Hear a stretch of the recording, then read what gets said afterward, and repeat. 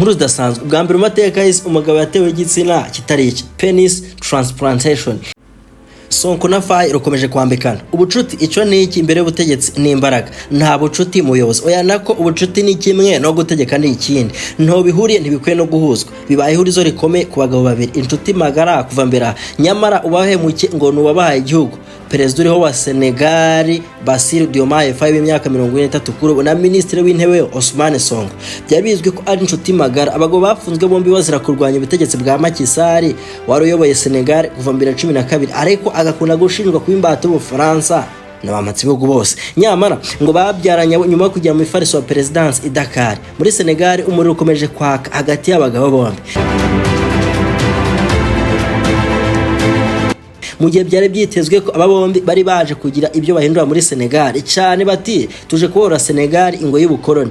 Nyamara amezi abaye menshi dutegereje ko uwaje ari umucunguzi yagira icyo atwereka, ariko amaso yeze mu kirere. Ikibazo ni byapfiriye he? Koko se Sonko na Faye baje guhenerana, baje kudacana waka bikomotse kuki? Iyi ni GB News, naho ngiye umva ndi Emperor kuwe. No, uyu mugani utayigiye ngo kanyene katagurutse ni kamiyo bweze. Oyas, hari umunyarwanda kirota kujya mu ndege se? Reka ibyo birasanzwe man. Inzozi yezweho no kugura kugiye mu kazi mu myaka 2 ukagura ibanza, mu myaka 3 gusa ukubaka ibizu ugereze. Bireke jama, dore ko dirizo korwa kumuvuduko wa 5G Kimo Agency iragufasha kujya muri Qatar niba ufite akazi. Iragufasha kubona visa n'icyumba mu gihe utegereje ID yawe y'akazi. Niba agashaka ahumura, Kimo Agency nta kindi zoberemo nko gufasha abantu kubona akazi muri Qatar. Kusabwa ibintu bikenda bigirane, urasabwa passport yawe, 7 kino uzi gukora neza. Bireke mani ntubikinemo, ubusekirite, ubarista, ubukiri n'abihembo rufite rutubutse. Kunshimira ubyihoreye uzishimira ubwawe ko utarabitinzemo. Ahubwo rata bataragutanga aca kuri imwe muri izi nimero maze byarenzoze bimpamo neza mu kanya nkako kumira. Until next time. Mama twiyaga gato. Senegal, tensions persist between Ousmane Sonko and Diomaye Faye. Iyo ni African News. Bati umwuka mubi ukomeje gukwira hagati ya Ousmane Sonko na Perezida Diomaye Faye. Ni mu gihe Perezida Faye yari yijeje abaturage ba Senegal ko ikibazo kigiye gukemuka vuba.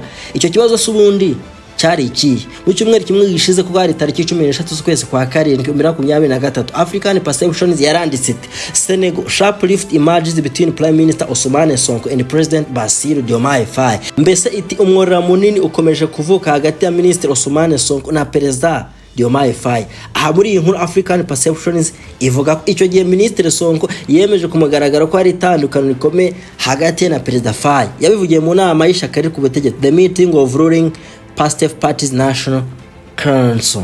Sonko icyo gihe yanenze bikomeye uburyo Faye akomeje kuyoboramo iki gihugu, asa n'umufata amushumuriza itangazamakuru nyamara adasobanura neza icyo bapfa. Nkubutse ko Sonko ari ufite abafana benshi ugereranyije na Faye muri Senegal. Uwo munsi Sonko yavuze ko yasabye Perezida Faye ubwe gukemura ibibazo bihari cyangwa se akamwihera uburenganzira bwuzuye, full authority, akabyikemurira ubwe aho kugira ngo ibibazo by'indane muri guverinoma bisenye leta yose. Sonko kandi icyo gihe yakomoje ku matora ateganijwe mu 2029. Icyo gihe yanahakani abavuga ko ashobora kwegura, ati muri ibesha. Yemeje ko azagwa mu butegetsi mpaka, ati keretse Perezida Faye ubwe nanyirukana byemewe, ati ubwo nanyirukana muri kabine kandi nzasubira kuba umudepite. Nyuma y'iminsi bari kavuze ibyo amushyigikiye bakomeje kosa igitutu Faye bamwibutsa ko umwanya yicayemo ari Sonko wakabaye awicayemo, bityo ngo akwiye kumwubaha. Babinyuje ku mbuga nkoranyambaga ntibatinya kumunenga no kumutamika rubanda, bagaragaza ko ari umuyobozi udashoboye. Barashingira kuba Sonko bakunda ari benshi ubwe yarashinje Perezida Faye kuba yarananiwe gushyira ikintu cya authority mu butegetsi bwa Senegal, kandi ko ngo nta n'ubushobozi buhagije afite bwo gutegeka iyi Senegal. Sibyo gusa ko kuri iyo tariki ya 10 Nyakanga Sonko yanashinje Faye kumuterana mu gihe yari yatatswe, ibintu yise personal attack. Ni ibintu bikiri mu rujo no gushaka kubishira ngo rubanda rwose rutabimenye. Abegere Perezida Faye iyo bibajijweho basa n'abikwepa, nk'ubwo head of state ubwe baramibaje avuga ko we abizi ko abagabo bakiri inshuti. Ubugikomeje kwibazwa ni ahazaza y'iki gihugu ni he, mu gihe abagabo bari bitezwe kukijyana heza bakomeje kwerekana inyuma habo. Asubundi ko ariyo yayo aho yaziye yakoze iki? Akiza mu minsi 10 ya mbere yariteretse maze ati I feel free, we are finally free. Senegal is a free. Yaje agira ati ndumva mbohotse, bwa nyuma na nyuma turabohotse. Senegal ubirabohotse. Abanyasenegal bakomeje gutegereza uko kubohoka bimera, barabibonye. Icyo ni ikibazo twabaza abanyasenegal. Ni mu gihe hari n'abatabura kubirebera kuri 5G bagasanga bishoboka cyane ko byaba ari amacenga ya politiki y'abagabo bombi kugira ngo Sonko abone uko yicara ku ntebe ya perezida mu matora ateganyijwe mu 2029. Ku rundi ruhande byamaze kwemezwa ko USA yamaze guhubanuka muri UNESCO nyuma y'imyaka 2 gusa yari yongeye kwinjizwamo na Perezida Joe Biden.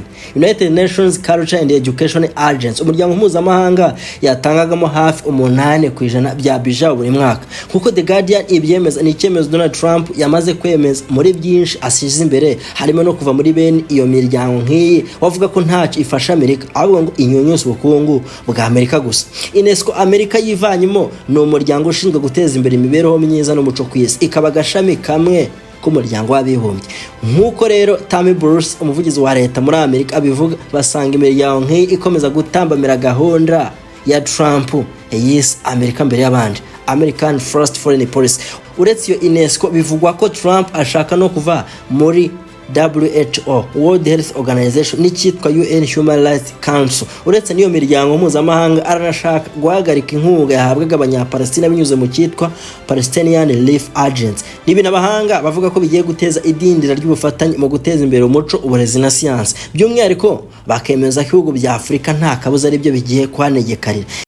This is the biggest lie ever told to you. Iki nicyo kinyoma kirenze ibindi waba warabeshwe ngo hari indwara zidakira. Barasetsa, reka n'abamotari bakobye ko ababimenye kare barabizi neza ko umunsi wawe na muganga gakondo uhita witandukanye n'ibitekerezo bipfuye nk'ibyo. Ese ufite inyatsi, uterwa n'amashitani, wabuze umugabo, jama, wabuze umukunzi, oya ngo wowe ubukwe bupfira kuri finale, ngo nta mutuzo kigiri iwawe, mbese wowe niwe mwashakanye murafakana kariya, oya se ibiyo byabwenge byarakubase, barakubesha ni wabaswe, ahubwo nturamenya aho bikorerwa. Wabuze imihango, wapi ngo wowe imihango irakubabaza, ngo niyo ugiyemo ntikama, muganga kondo agusanga aho uri hose. Uretse ahubwo inkoresho, oya nako igitsina cyawe ni gito bikagutera ipfunwe, amavangingo nta kiza, oya barakuroze nawe uratuza.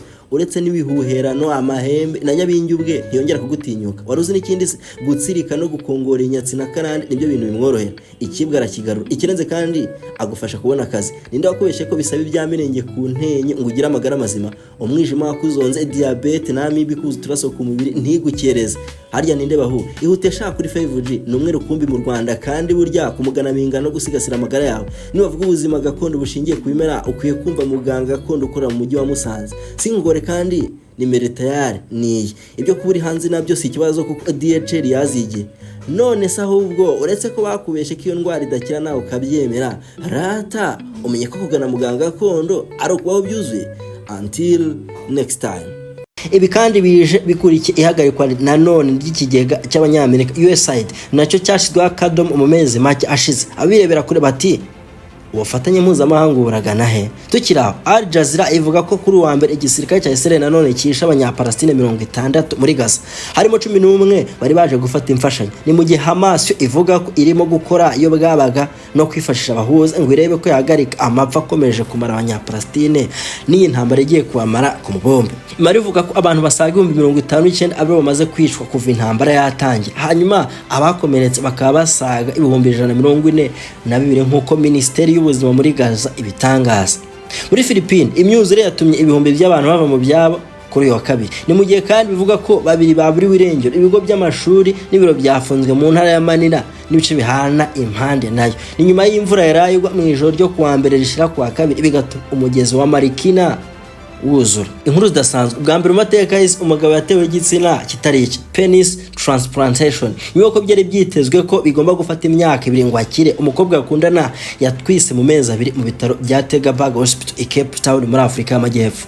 2014 umusore w'imyaka 21 nyuma yo gusiramurwa nabi yasigaranye santimetero 1 y'igitsina cye. Nyuma yo kumarwaho amasaha 9 na timu yari yowe na Professor Andre van der Merwe wo muri bitaro bya Tegabaga Hospital bamubaga, uyu musore yaje gusubirana igitsina cye. Ni igitsina yateweho gikuye ku mupfu wari wishwe no gupfa ku bwonko. Abaganga bakaba barateganya ko byibuze uyu musore agomba kumara amezi 28, no kuvuga imyaka 2. Nyuma ngo icyaje kubatangaza no kubona umusore atangiye gukira byihuse, ndetse bivuga ko mu byumweru 2 gusa uyu musore yari yatangiye kwihagarika neza. Noneho mu mezi 5 gusa ngo atangira guhonda akabariro neza cyane kurusha na mbere. Mu kwezi kwa gatandatu kwa 2015 ubwo umukobwa bakundanaga yatangaje ko atwite inda y'amezi 4. Bivuze ko yagomba kuba yarayitewe mu kwezi kwa kabiri k'uwo mwaka, hashize amezi 2 cyangwa 3 umusore bamuteye igitsina cy'undi mupfu. Ubafite umwana, ikimenyetso ko dushobora gusubiza umugabo ubagabeho.